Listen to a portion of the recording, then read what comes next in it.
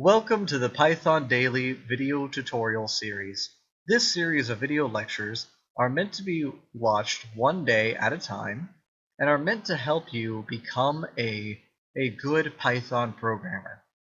To do this, it's going to be giving you both theoretical and practical background so that you are able to, one, understand each concept that we go through. For instance, today we're going to be doing some stuff with string manipulation, which will make sense later. So we're going to give some theoretical background, and then we're also going to give how to actually do it in Python. Hopefully you are following along with the IDE I mentioned earlier, and you are going to be able to do this. All right, let's go ahead and begin. And I'm going to start off in something of an odd place, which is the literary theory of Deconstructionism. This theory was first put out by a man named Jacques Derrida, and it can be boiled down to about three main points. First, in order to learn about ourselves and our understandings, we must deconstruct how we understand and define words. Next, reversals of binaries allow for better understanding of both pieces. And thirdly, most culture is constructed. It involves peeling back the layers of our understanding and investigating what each piece of culture means or how it came into being. The next step then can be to actually change how you're doing something, because now you have a much better understanding of why it is actually being done.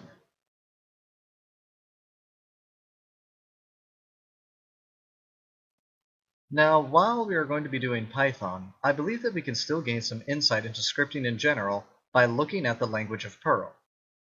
Perl was developed by a man named Larry Wall, and he was very appreciative of literary theory, especially of deconstructionism. Just the idea that our priorities and our general sense of best practices are not based on absolute truths, but rather on constructed tradition. His interview concerning the postmodernism behind Perl and how he chose what it would do is actually a pretty excellent discussion of what a scripting language in general is and why it exists. In short, it is because of all the changes in computers and what kinds of programs we are writing, we can now change how we are going to do things. For example, a long time ago, having a really complicated programming language was practically necessary because a programming language that made the programmer type out a whole lot more details was one that could manage to be more efficient. And this was pretty much necessary because if you wanted a computer that was more efficient than the one you currently had, you would have to shell out a lot of money. It was very, very expensive. So long ago, the binary, if we're looking at it through the deconstructionism lens, the binary was computer speed is preferred over human speed. That even if it took the human longer to write the program, the fact that the computer was going to be efficient enough to handle it in less time was well worth the cost. The computer cost far more than the programmer did.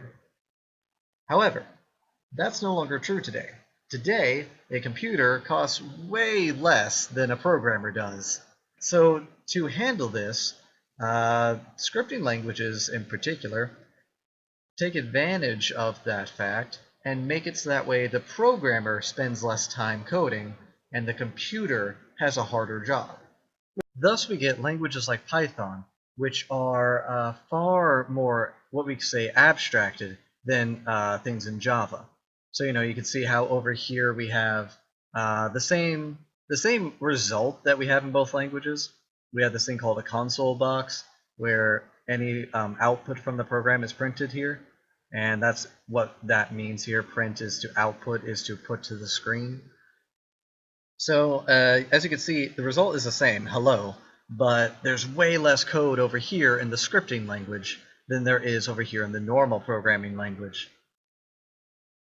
In a more advanced case, Python also abstracts, again this means to make simpler, displaying a window like you see down here with text and buttons than Java does. Because notice how this is pretty much just the same thing as that, but it also makes it look a whole lot better. It's kind of hard to see, but the button for the Java Window is that whole thing right there, and the little text up there, and then this versus this one. It is possible to do it more like this, but it takes even more code. And just here to illustrate the purpose. Its purpose is to illustrate just how much of a difference all this is, really. Scripting languages, in general, should be able to do most of the same things that other programming languages do, but usually in less code. So Python is definitely a great starting place. Let's go ahead and jump right into it. So we're going to start with this new file in idle first off. Now idle is what we call an integrated development environment. Which means that it has all of the tools necessary for us to make a program. That includes a place to type it and a way to actually run the program itself. Alright, now we also sometimes shorten that to IDE, and this particular IDE is the IDLE. So try and keep all that in your head as we go through. Alright, now we're going to let's just kind of show some things about it. I'm going to type out a little bit of a program. I'm going to go and run it because I just want to show you some things about it. So firstly, we have what's called a console box. Usually when you see a console box, it's a little black box. In this case, it looks like this. But a console/output box is a box which contains a box/window which contains all of our output from the program. Let me go ahead and bring that. I'll explain what these red things I'm typing are. You don't really have to type anything just yet. These red things are called comments. The red things just basically mean that they won't affect our program. It's more just for us humans to read. Alright, so we are printing. Let's talk about what printing means. That's going to be our very first thing to learn about, because our very first program should be Hello World. Now we've already kind of written it, but what you want to be writing along with me is all the stuff that isn't in red. This stuff up here, memorize it. Or write it down as a note, or, you know, whatever. This stuff down here is what you should actually type into idle if you want to follow along. And then use what you type into idle to make programs later. Alright, so printing is where we take what is digital and make it visible. Now, obviously, this is already visible to us, but let's pretend that we don't have this in front of us. This stuff is called source code. Pretend we don't have this in front of us. We're the user of a program.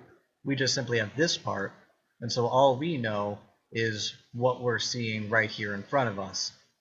This is what gets printed to us. This is what we see. Printing is where we're taking this stuff and making it visible. And in fact, I'm going to change it from take the text that is visible, digital, and make it visible. Make sense? Hope so. Anyways, once you have this very first thing right here, this print hello world, you have now done the very first program that pretty much everyone starts off with. So let's talk about it. Print is what's called a function. A function is any kind of special code word that will do things.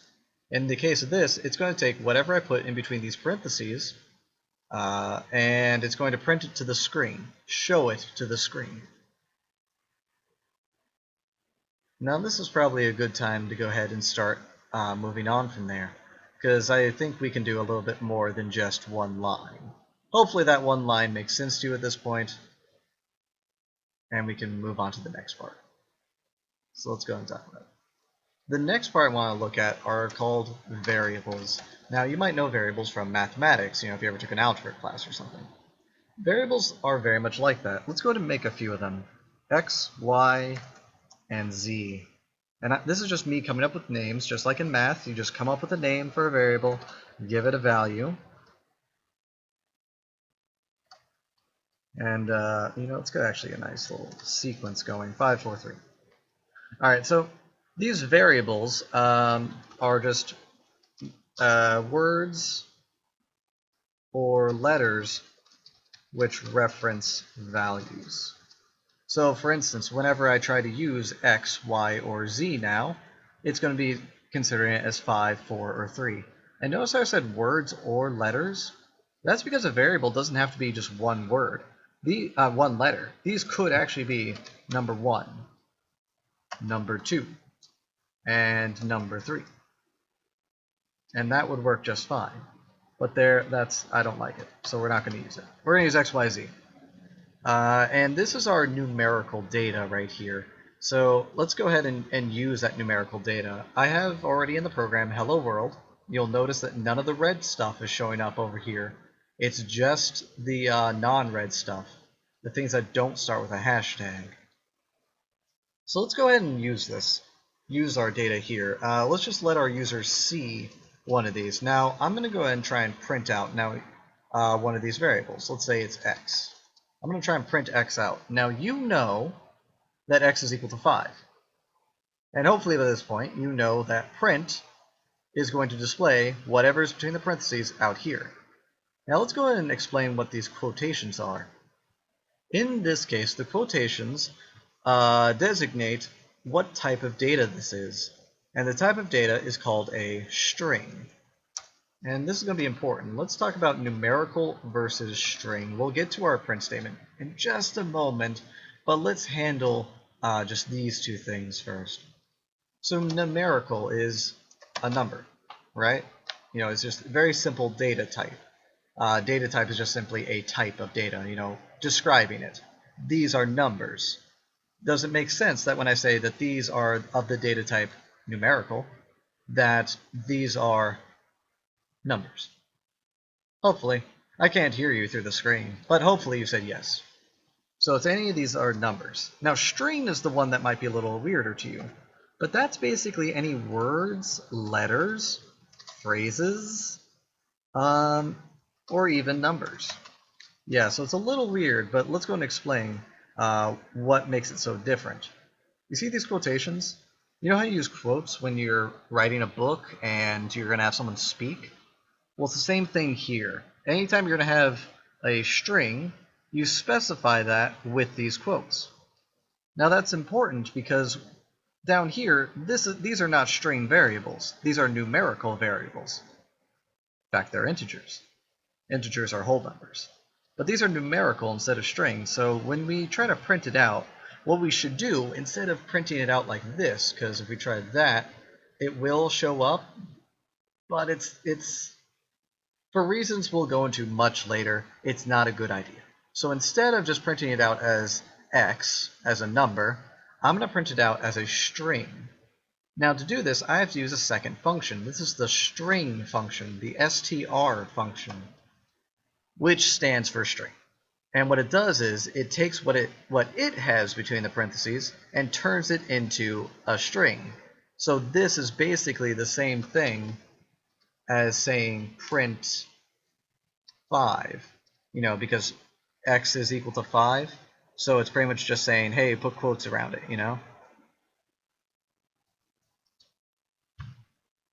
So when it turns it into a 5, then it goes and prints out the 5, and that's where you can see hello world showing up still up there.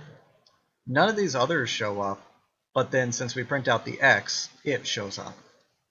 So again, it takes from our digital data, it takes just one of them and prints out that one.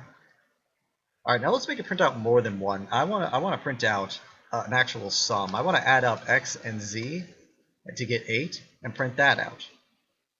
And lo and behold, I've already done it. Isn't scripting fun? So right there, I'm able to actually then have some kind of math equation to go out there. So here we are, 5 plus 3 is 8. Now, if I was a user using this program and all I could see was this, all I could see is this, I don't know what just happened. So let's go ahead and make it a little more understandable.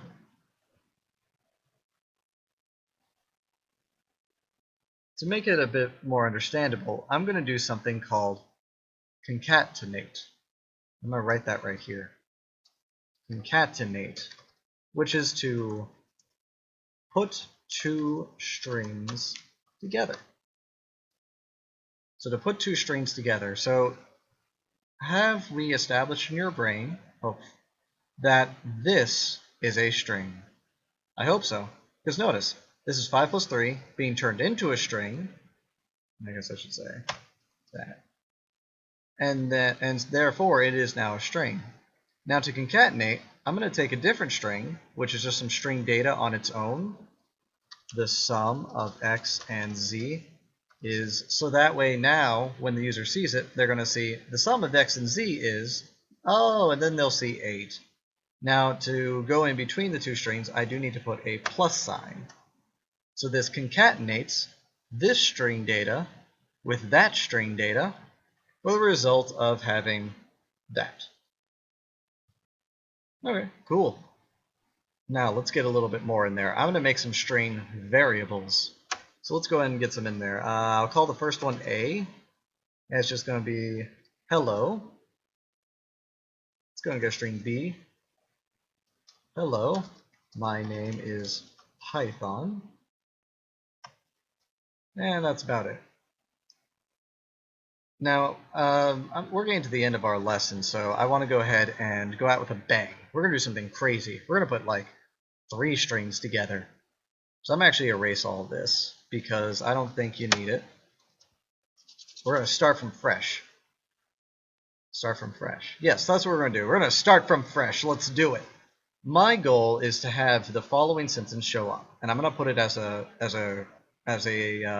comment so that it won't affect our program. But here is the string I want to make appear.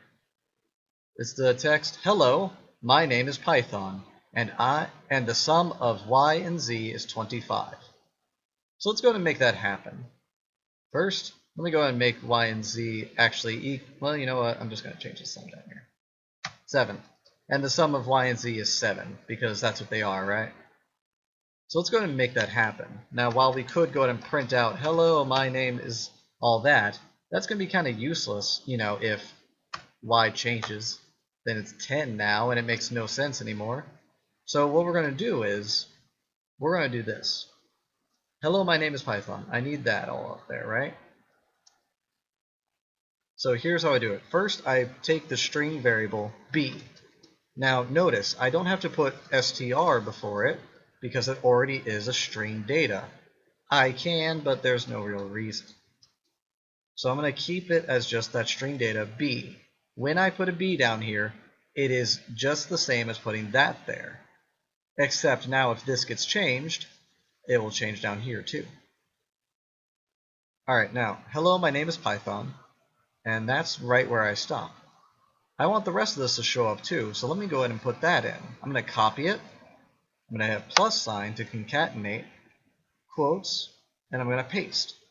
So now it says, hi, hello, my name is Python, and the sum of y and z is, now there is where I want it to stop. Because you see, again, like I said earlier, what if y and z change? What if I change y to 7? Well, now the sum of y and z is no longer 7. Now it's 10, and I have to go change it there too. And like we said earlier, we want our programmers to work less, and we want our computer to work more. So instead of having to change it every time I change y or z, which also, think about it in the context of like a game or something. What if y was a score? It's going to be impossible for me to predict every score that is possible. I just want to print out their score. So let's go ahead and change this. I'm going to get rid of the 10. I'm going to close up the quotes so that way we now have this just this little standalone string of and the sum of y and z is. I'm going to concatenate again, and then I'm going to add in y plus z, and hopefully you remember that I need to transform this number sum of 7 and 3 into a string data type, thus turning y plus z, in this case 7 plus 3, into 10, and then turn it into a string data, so it's like saying 10, but it will change every time I change these. In fact, I'm going to change it again, so now it's 11. Ain't that crazy? Okay, and then I want a little period at the end, so I'm going to do concatenate again, quote, period, quote, end my print statement. So now I have this one print statement that is printing out a whole little sentence. Hello, my name is Python, and the sum of y and z is 11, period. Well, let's watch that happen now. I'm going to shrink this on over. And let's run our code, and there it is. Everything is now showing up, right? Hello, my name is Python, and the sum of y and z is 11. Alright, that will do it for this lesson. So far, what we've learned about was what an IDE is, what a console output box is, what printing is, what variables are, what numerical and string data types are, and then how to print and concatenate with strings and numbers. Remember, numbers should be turned into strings even if it will let you without it. It can lead to some problems later down the road, so please go ahead and start doing this. Start using the str function. Any function, remember functions are these things with parentheses, but start using the str function like this, giving it numbers whenever you want to print them out, okay? Do not do it without them. Do not have this, please. You should not do that. You should do this. Okay, cool. So that pretty much wraps this one up. The next lesson will be on string manipulation. But that does it for this one. See ya.